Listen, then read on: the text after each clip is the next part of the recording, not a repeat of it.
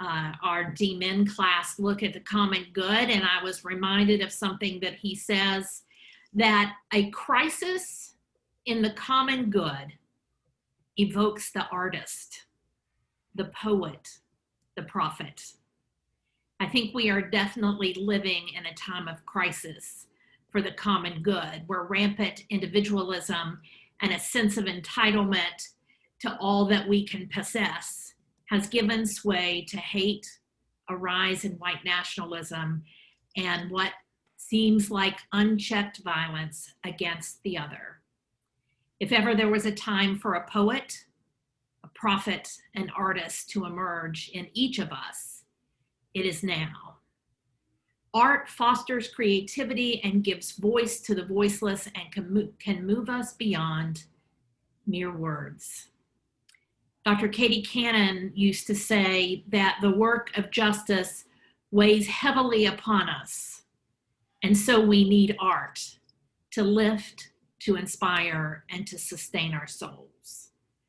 Our teach-in is a creative space for the artist and the poet and the prophet in each of you to come forth and witness to the fierce urgency of now and the possibility of God's vision for what can be.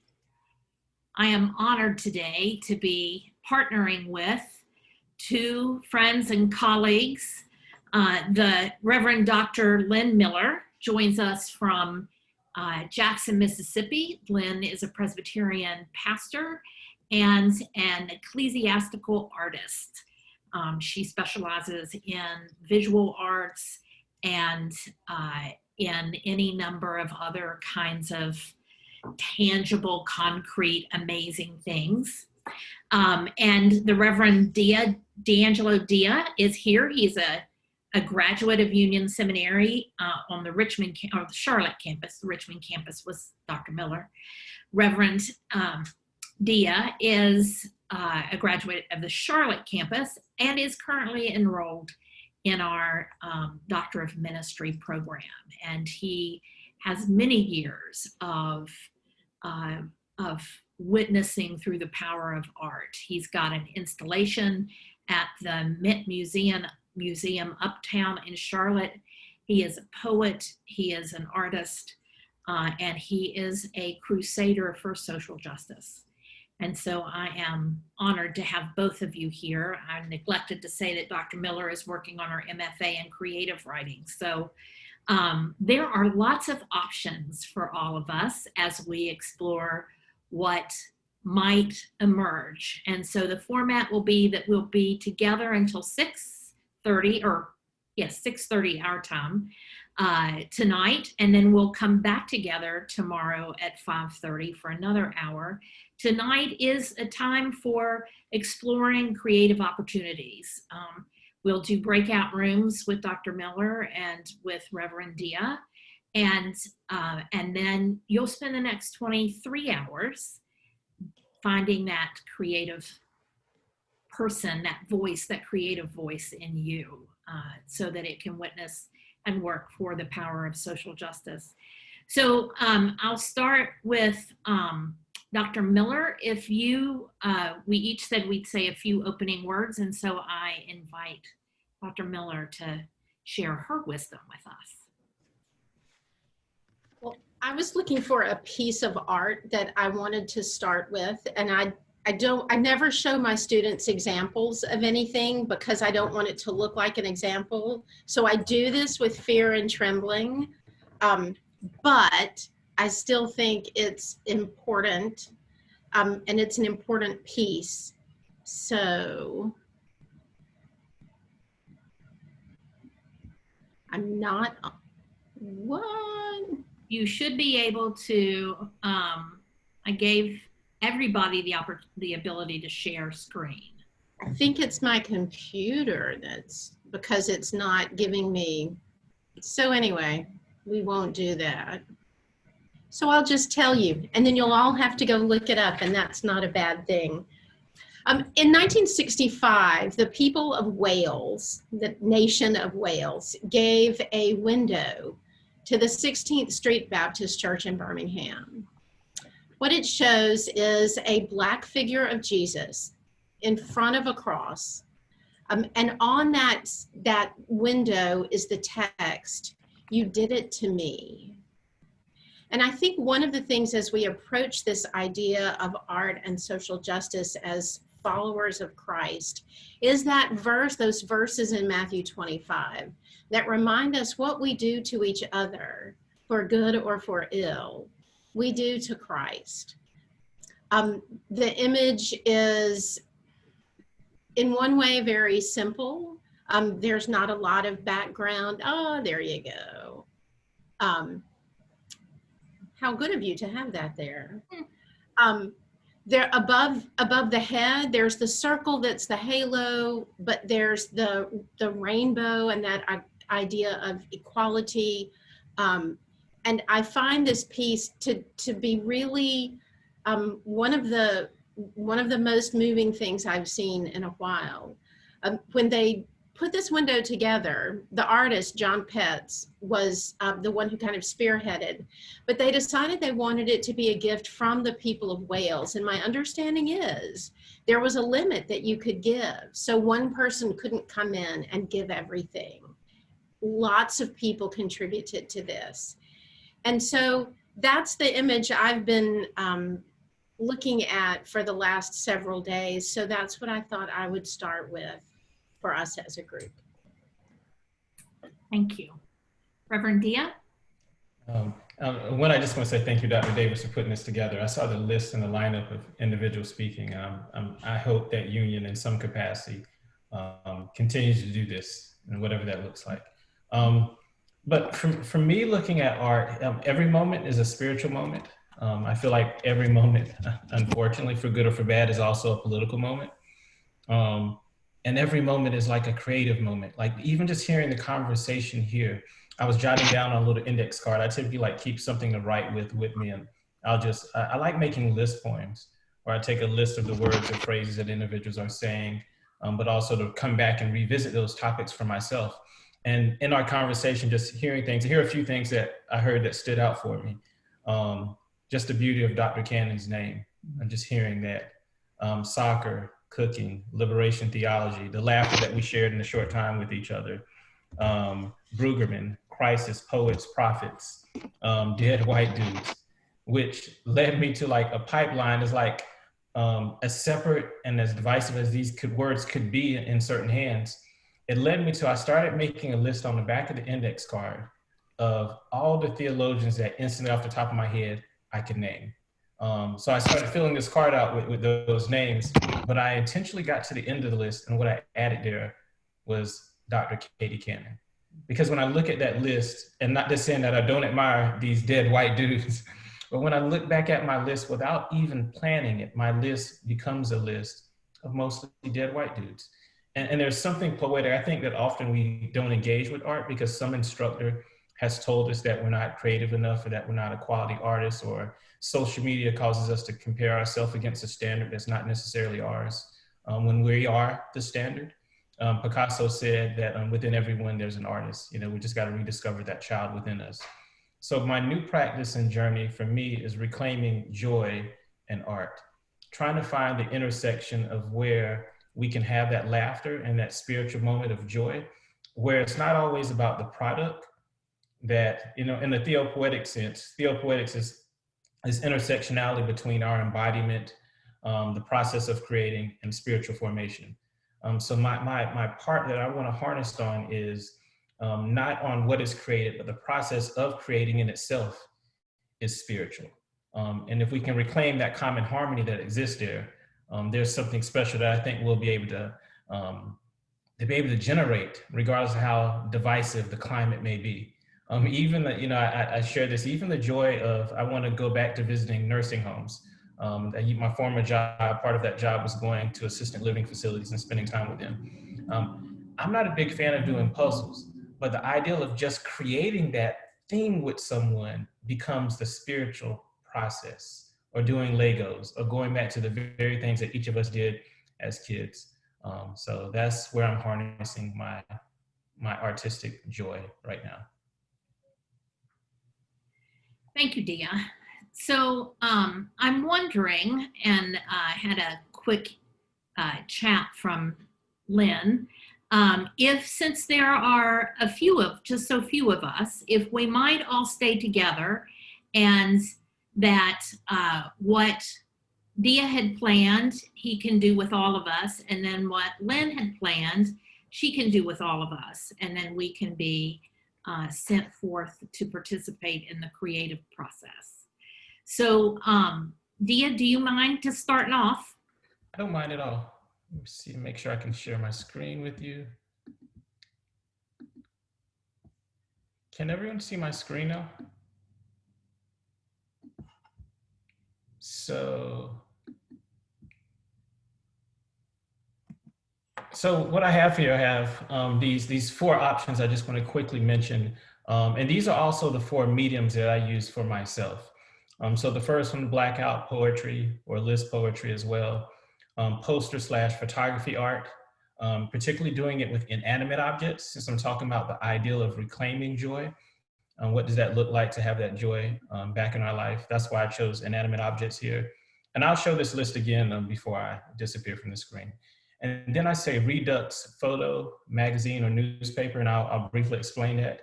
And then video reflection.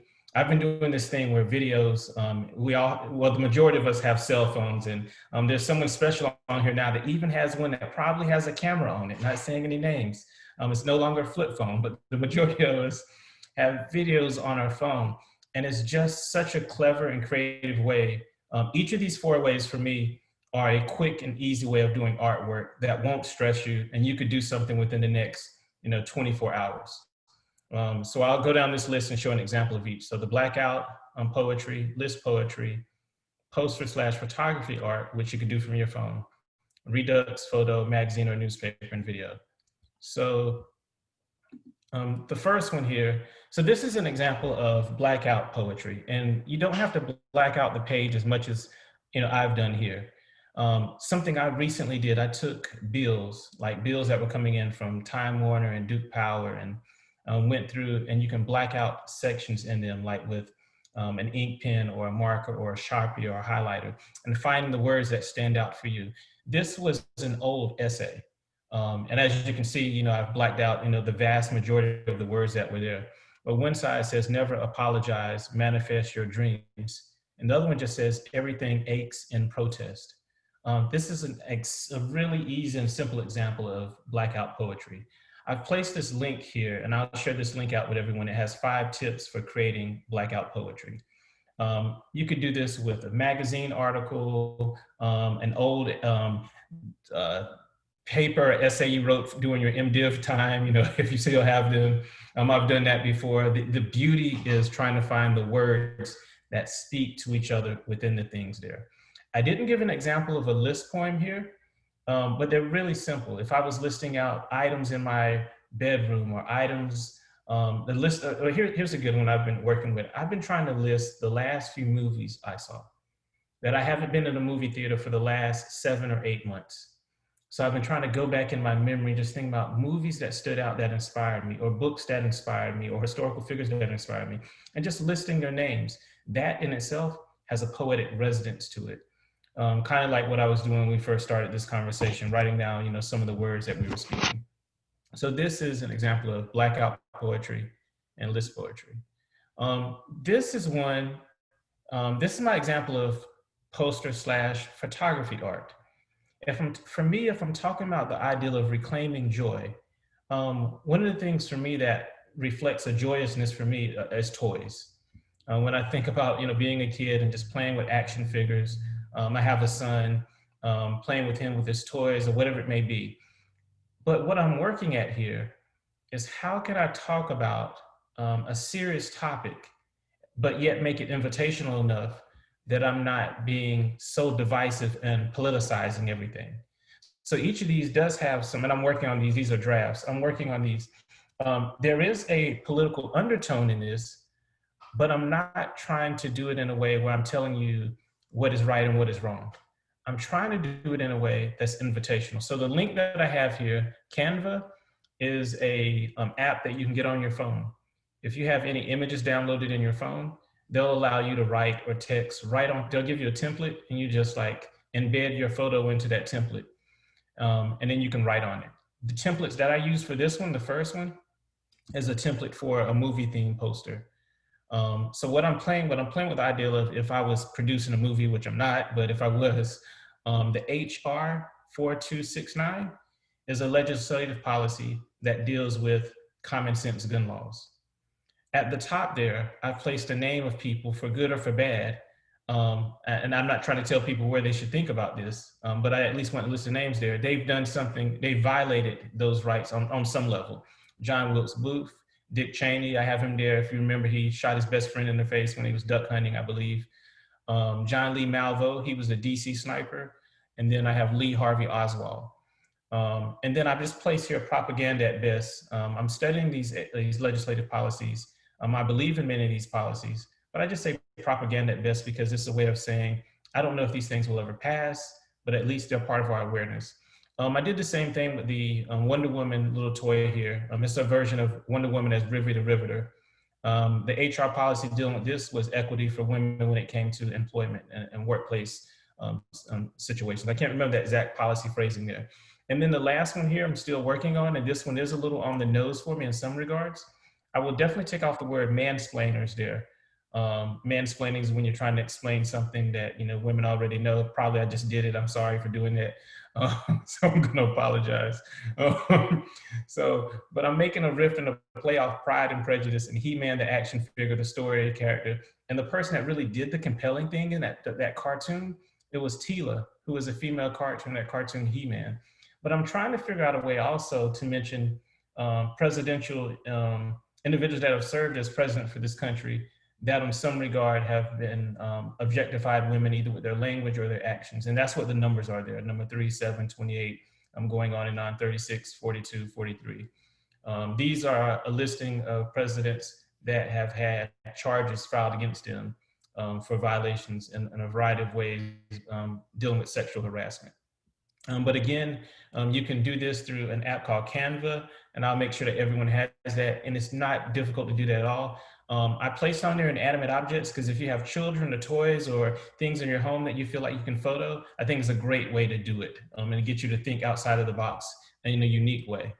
I was just thinking today, taking photos of something in the kitchen and the ideal of how I don't cook nearly as much as I should. And I'm sure that comes to the dismay of my partner, my wife.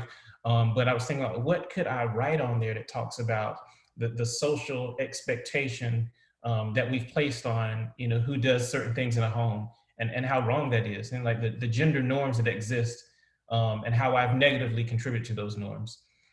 So the next one I have here, if you don't want to do something like that, I just think going out for a walk with your camera or looking at the sacredness that exists would always, I think I'm all for reappropriating how we use the word sacred. For me, sacred is anything that gets me to question, how did I get to this place with my ethics, my morals, my values? If it's street art, if it's an empty place, and I'm thinking about COVID here specifically in these images, that these places are devoid of having someone there. And each of them are a different kind of place. One is a sanctuary here in Charlotte, one is an abandoned building in Asheville, and then another one is an empty school in Costa Rica. But each of them, although they're vacant of individuals there, there's still a sacredness that exists in these three drastically different places and spaces. I believe that within the next 24 hours, 48 hours, whatever it may be, that we each will come across those sacred moments. What does that look like? Whether it's on a soccer field or playing with your kids or cooking in the kitchen or whatever it may be, deciding what you're gonna wear for your next Zoom session. There's something sacred about those moments. And close to the last one here, I'm sorry, I feel like I'm talking too long here. Reduxing photos or magazines or newspapers. So what I mean by that, if you have any dry mediums in your home, expo markers, pens, pencils, anything that you could use that is a dry medium, something that you don't have to dip to get wet or anything. What I did here was, I had a photo of a toy that I took, but then I wanted to play with just writing on top of it. And on the right-hand side is an old photo as well. So what I've written here over and over is our mistakes. I'm just taking this one phrase and I'm writing it over and over. Part of it is for me to challenge myself. I was very happy with the photos, the way they look. I thought they were beautiful photos. But what does it say about us when we're so wed to something that we're not willing to let it go or destroy it? That's what I'm playing with here. The ideal of writing our mistakes over and over. A corporal punishment when I was in school, a teacher would say, well, I need you to write this phrase 100 times. One, the 100 was arbitrary. I don't know really where she got that number from. And typically whatever the consequence was, it didn't relate to what I did that was wrong. So I'm playing with that notion here of me writing over and over the same thing, our mistakes, our mistakes, our mistakes. Me writing that is not going to correct me from doing whatever the mistake was. That's what I'm playing with here. And another thought, if you've ever played with the notion of, there's this thing I try to do called one word poetry, where I find a word that I'm not as familiar with, and I will play with that word as well. And I don't show this image to gross anyone out, but I didn't know what this word meant. Trypophobia, which is the fear of holes. So the image really bothers me. I'm not saying I have a fear of holes, but these images bother me. But I'm finding this word that, and I found one like there's a fear of doctors. There's a long list of fear of things, but this one uniquely stands out because I think about, if I'm thinking about the Black Lives Matter movement, and I'm thinking about the public execution of Black and brown people, and I want to talk about the ideal of someone being shot, but not necessarily make it so divisive. I can play with that by just saying the fear of holes. I'm speaking the same notion in some regards, maybe not as direct as I could be with it, but there's a way of doing that.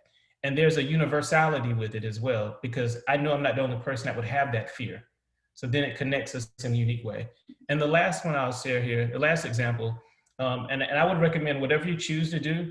I do want to highly recommend this one at some point, whether you do it now or later, and it's to do some type of video reflection as a work of art. We go in galleries now and we see amazing video installations. For me, these are 4 video prompts that I've used before, and I put prompts or play. I put the or play there because there are things that we could playfully do with each other that give some type of resonance in a message. So my 4 prompts here, if you want to interview someone, is tell me about a childhood memory that informs your moral understanding. What was the last movie you watched in theaters? And I also lead with that question, like, what if you were stuck with that movie being the basis of your moral understanding? Like, how can we take these simple questions and dig deeper with them? Why should all eligible voters vote? I think that's an interesting one. I've been going around asking people. I'm gonna give you 60 seconds to say why everyone should vote. And I get to about 20 or 30 seconds and people stop. When a question like that, we should have like hours of information to say about it. And then the last one, name a book from your childhood that inspired you.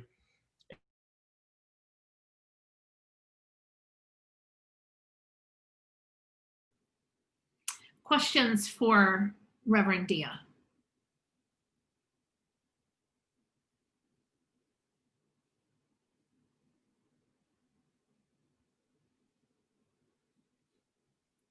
Okay, Sandra? No, I think we lost him. Oh. Yeah, he does look a little frozen there. Maybe Yeah. he does look a little stuck. We'll circle back to questions for him. Which, let's see here. So Dr. Miller. Oh, he popped off, so he'll come back on.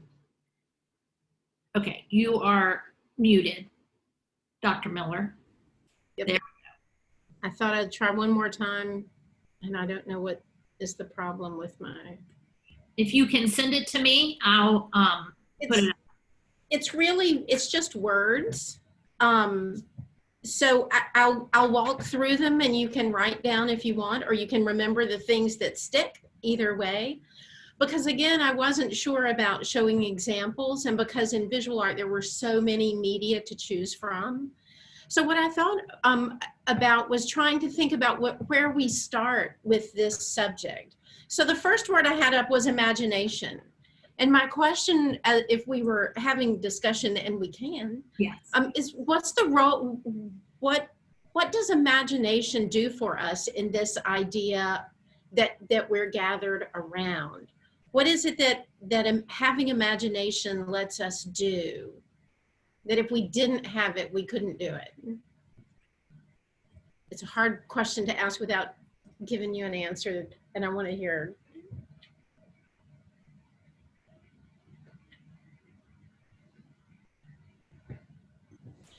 Say, find a way out. Find a way out, exactly. The power to imagine means that you can, there's something that doesn't exist, but you can make it exist in your mind, in your heart, and however. And that is an amazing thing. It's also a really threatening thing, which is why when dictators come into power, the people they want to silence are the artists and the playwrights and the poets, and because the artists help people imagine a different reality. They can paint a picture, they can write a novel, they can, any of those things. And so the power of imagination is the gift in itself. And so imagining something that doesn't yet exist. And I've found a place that kind of broke that down into 3 different words. One was using our imagination to reimagine, re-envision, and reconceptualize. And it was doing all of those things, reimagine, re-envision, reconceptualize, the past, the present, and the future. And I'm not sure how I feel about the 3 of those with all 3 modes of time. But then I'm not invested in this. These aren't my words, so I'm happy to, truthfully, my biggest problem was the idea of reimagining the past, because I think we do that too much and it becomes very rosy and cheerful and so much better back in the olden days. Yes. Thanks, Dr. Millett. You know, it's been uncanny this summer as I've read sources as wide as Peter Brown's Rise of Western Christendom to contemporary Valerie Kaur, the Sikh activist who writes See No Stranger. And the word that keeps coming back in these books is imagination. And you referred there to reimagining the past, but in these history books that I'm looking at, it's actually looking through the lens of how Christianity has had to be reimagined in the light of crises, the fall of Rome, the onset of the plague, you name it, all these crises that have befallen Christianity in its various contexts. And Christians in history had to reimagine what it meant for them in their particular contexts. Now that Constantinople is Istanbul, what does this mean for us? We have to reimagine what Christianity means for us. And of course, some of those things are maybe good, bad, and ugly. But the fact that reimagination or imagination is the lens through these folks are having to reconceptualize has been just quite staggering for me as a historian. So I love that word. I think it's a gift we underuse for sure, and that we don't give enough power to. You know, if you've heard the idea, it's just your imagination. Okay, ooh, there's no just in imagination. It's a thing. It's a thing we should do more of. So the second thing I wanted to bring up was the idea of the ethics of studio practice as we look forward in this. How, as Dia said, the process. Sometimes it's not about product, it's more about process. But in terms of ethics and aesthetics, in this realm of social justice, how we do what we do is as important as what we do. So kind of throwing that idea, and where does ethics fall in our practice of being artists? I saw a quote, I found a quote, was reading through, where did it go? If you haven't read, it's delightful. Christianity, Art, and Transformation, Theological Aesthetics in the Struggle for Justice, which is a book by a theologian in South Africa. And his comment was this, and I'd love to talk about this. Activist art can too easily, activist art of one political dispensation can too easily become the politically correct art of the next one. So the idea that what we do brings change needed and valued change. But then is there anything, do we get to do anything beyond that? Or must we stay in that thing that brought a good change? But as Adrian was just saying, you know, we have to keep imagining and reimagining and reconceptualizing Christianity. And so the follow-up sentence in the book was activist art should be anti-art, which I think is an interesting thing. But I think that idea that we fossilize even things that have brought change. So the need to do that. The final thing I had wanted to look at, and I'm going to see if I can find it real quick.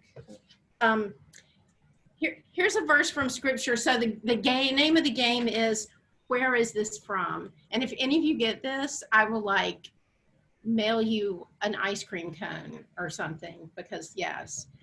So go tell this people, however hard you listen, you'll never understand.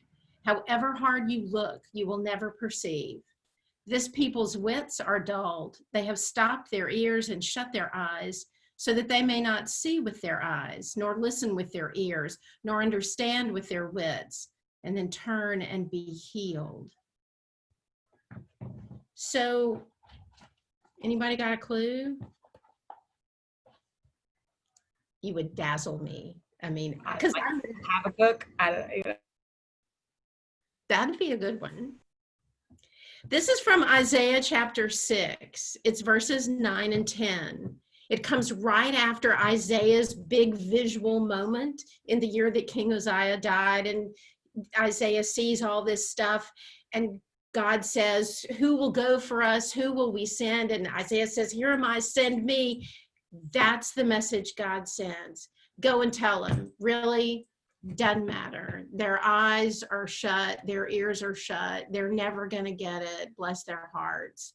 And I think it's such an interesting message that God sends Isaiah with, about the people who really don't want to be transformed.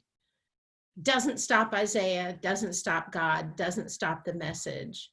But as we think about this and using art, there's always that group that just doesn't want to hear or see, and they're not going to.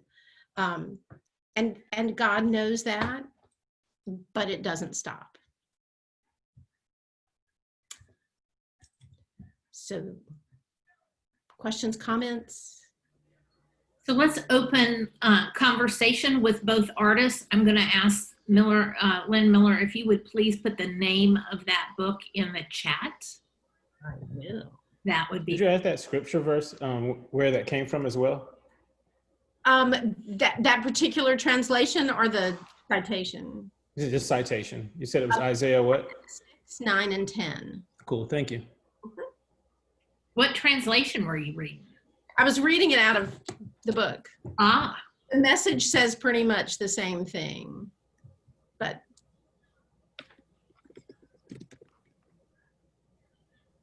We will see how Carson translates that.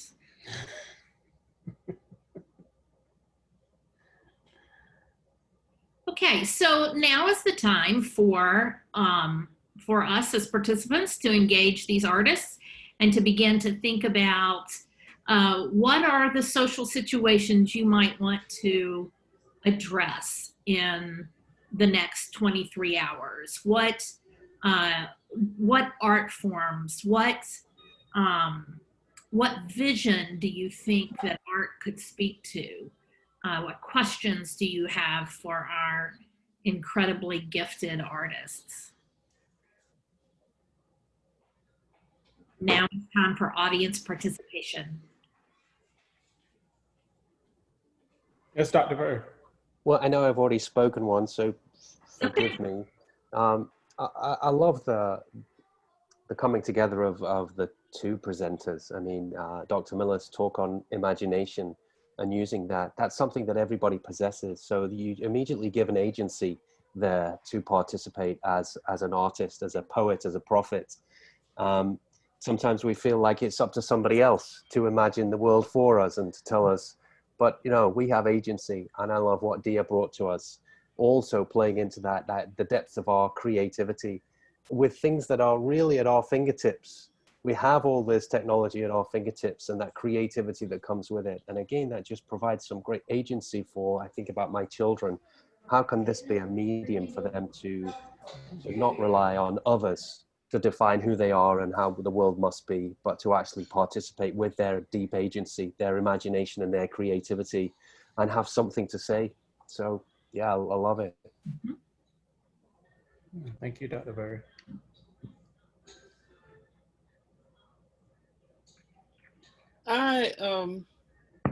The whole time both of you were talking, and thank you for knocking me out of my square box that I've been in for a long time. I used to do a lot of creative things.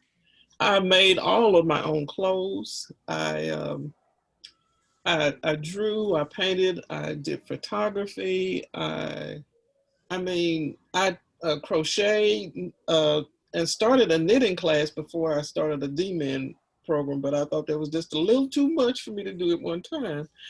Anyway, I'm grateful for this, because one of the things one of my first professor, then my mentor and my good friend, Dr. Katie Geneva Cannon, did that always fascinated me is she said she doodled every day. And I said, what do you mean you doodle every day?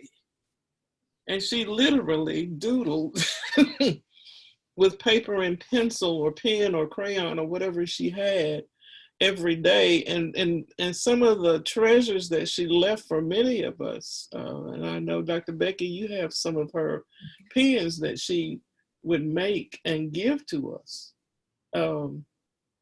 It just says to me that I just really need to nurture more of that side of my brain and that part of my heart, because it's still there, because I'm a great admirer of, I always said, I wish I could really draw like, but I'm not supposed to draw like. I'm supposed to do whatever I'm doing, and I should enjoy it. And it gave me great joy when I did it, and even shared it with other people, and it gave them great joy. So I'm just like I need another thing to do. I'm just really excited. I'm excited about now getting my camera out off the dining room chair and going out, because when I traveled, and I used to travel fairly extensively, everybody would be off shopping and I would be taking pictures, because that's what I value, and allowing other people to see and share what I have seen, but from a different perspective through my lens.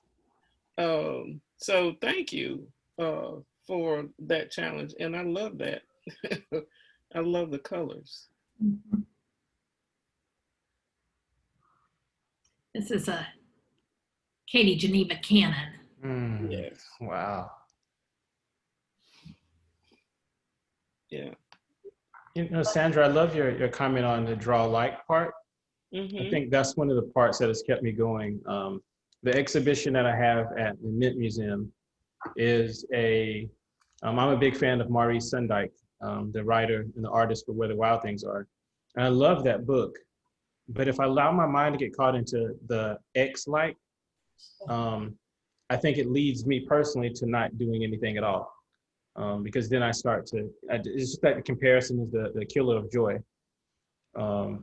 So what I've been trying to look at doing, like, how do we place our embodiment on a certain style or aesthetic? Like, how do I represent myself as a Black male, a Gullah male, in the work or the style of Maurice Sendak? I think you really nail it really well when you say, like, let me take my camera and document these moments while my friends are they're not just shopping or whatever it is, but those moments are sacred moments, whether they see it or not. If they're looking at a church hat and arguing or debating about it, there's something special and sacred about those moments if you get a chance to document them. And I'll shut my mouth after that, so I know someone has a question.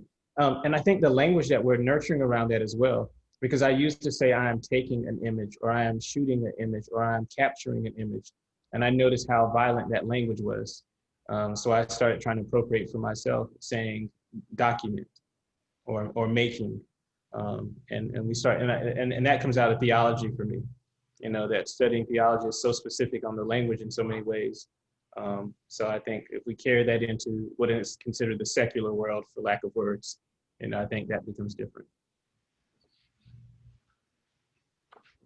Marina. Yes, sorry, I do have to leave in a minute, but I did want to just say thank you so much for this. I wasn't sure what we were doing today, but I was excited by the description. One of the things I'd like to hear your thoughts on, as we look at using our imagination, finding ways of engaging creatively, how do you see this aligning with spiritual practices, finding ways of making this more of a habit, rather, you know, the process itself rather than the end product? And I do have to go in a minute, so I'll shut off, but thank you. You want to go first, Dr. Miller? Thanks. I mean, I think it's like every other thing, the more familiar it becomes, the more it becomes about the process. Because if you only drag out that camera once a month, then you feel like you have to make it worthwhile.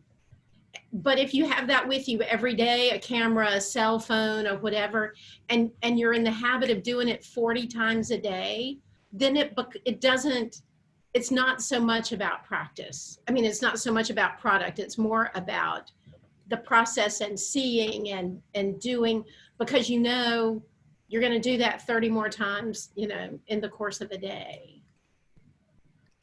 I second that. I also think it's partly about redefining what we consider to be an art practice. I specifically wanted to make sure that I mentioned, you know, the video art with our phones, because I think we often dismiss that as being an art practice. I think if there is a certain prompt or a certain objective you have with it, it leads to something different. I went around for a while with my cell phone, just recording myself playing, you know, the game Thumb War? At 1, 2, 3, 4, playing Thumb War with people like 1, 2, 3, 4, I declare Thumb War, or playing hot hands with someone where they put their hands on top of mine and I'm trying to smack their hands really quick. I went around playing that and recording it with individuals with no intent and aim. It was just to use my camera. Now, eventually that process of me doing it over and over and over led to me having a deeper awareness of what that game represented. The more times I played that game, it became indicative of relationships I was having. It's like going into a relationship, I'm getting to know you, and the romantic nature of the relationship. We're playing really fun with each other. And then before we know it, that game becomes vicious. And I was able to write and wed words with that playful game. So I think if we keep doing these practices over and over, if it is intended for something, that something will come natural. And we don't have to step into it looking for what that something is. It'll just come. It's already ordained. It'll be there. Mm-hmm. Adrian, did you have I don't know if you're back yet or not. Adrian. I do have a question. Sorry, I'm eating my dinner, so I don't want to, I want to spare you the images of that. But I have a question for Dia, and this comes on the back of one of my heroes that I mentioned earlier. Valerie Kaur is a Sikh activist. And at a Zoom meeting last week about her book, See No Stranger, one of the younger generation in the group said, but why did you feel the need to write a book? Why didn't you just use short, sharp images from art, creative memes, and so on and so forth? Because that's the way that the media is going these days. And of course, she's all in favor of that. But she said at some point, there has to be something more substantive than simply the one-off creative, impressive meme or piece of art or whatever it might be. So Dia, my question for you is, when you put together an exhibition, is there a coherency in your artwork that is, like Valerie says, is that greater depth that a book allows or an exhibit might allow? Or are you bite-sized chunks, sporadic here, there, and is that just as effective? Does that make sense, the question? I think so. It's both and. There are exhibitions that I set out and I know from the beginning what my thesis is. And I'm writing the proposal intentionally for that. For example, the one that I have up now, the show was about me trying to place my embodiment in the work of Maurice Sendak. I know what I'm setting out to do. There's some that I just did for the sake of how I was spiritually feeling. I just needed to do something physical. I needed to get the energy out. I do for the student or the individual that asked that question. I admire that question greatly, because I am thinking about if, and I have to process this a little more for myself, Dr. Bird, so I'll make sure I reach back out so we can have a deeper conversation about it. Art for me has been a therapeutic outlet, but art for me also has been the best outlet for me to convey to my instructors what they have taught me to learn. Writing an essay wasn't always, I think I'm a gifted writer, but when I was primarily assessed on what I learned through an essay or something, I felt like I was always failing because it was easier for me to compare myself. And I think it generated anxiety within me. But when I was allowed to use what was a natural gift for me to convey what I had learned, that helped a lot. I felt more confident in what I was approaching. So I approach art from the lens that I hope an individual would see my show, an exhibition, and leave away with a confidence in whatever their gifts are within that realm, regardless of what the topic is. I also, Dr. Bird, I use multiple mediums because my degrees aren't in the field of art. So I would consider myself a content-driven artist. So whatever medium is best suited for me to communicate what I'm trying will work. And the last thing I'll say about the assessment part, I'm thankful, Dr. Davis, that you use a diversity of assessments, because I find, and I'm hoping more instructors do that as well. I find it's just such a healthy way for nurturing that art part of our theological minds that for some reason it often feels like we've turned off. I've had great conversations in 3 weeks with some of my D-Min peers about like, wow, I never had that thought until I did a flip grid. And I'm hearing myself say something aloud. And I think there's an artistic nature in that as well that is often overlooked. Our conversations are art in many ways. I've been taking photos on Zoom sessions and I'm like, look at the beauty of this mosaic that's here. So to go back to your question, I think it just depends on what the thesis for the work is. Yeah. Thank you. Thank you both for being here and sharing your incredible wisdom and your incredible gifts. Thank those of you who are here as participants. And so now it's come to the time for us to do the work. And one of my, in addition to Dr. Katie Geneva Cannon, Mrs. Marion Wright Edelman is one of my sheroes and mentors. And I want to share with you something that she's written. And if you don't have this, Prayers for the Common Good, which is edited by A. Jean Lesher, it is well worth. It's an amazing compilation. Everything from prayers by George Washington to Maimonides to Romero, any number, Buddha. It's just marvelous. But she writes, the greatest threat to our national security and future comes from no external enemy, but from the enemy within, in our loss of strong moral, family, and community values and support, parent by parent, youth by youth, voter by voter, professional by professional, congregation by congregation, club by club, community by community, foundation by foundation, corporation by corporation, city by city, county by county, state by state. All Americans must commit personally and as voters to a national crusade for conscience and action that will ensure that no child is left behind. Only we, individually and collectively, can transform our nation's priorities and assure its future as we face a new century and begin a new millennium.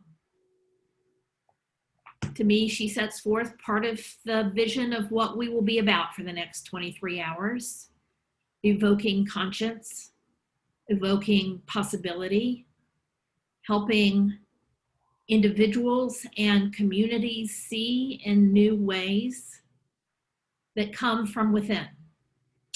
So it is the appointed hour, and I want to respect your time. Go in peace, go in art, go in creativity, and go in the light of God who surrounds you. And we will see one another again tomorrow with whatever has emerged from within. See you later. Good night, everybody. Thanks all. Thanks, Becky. You're welcome.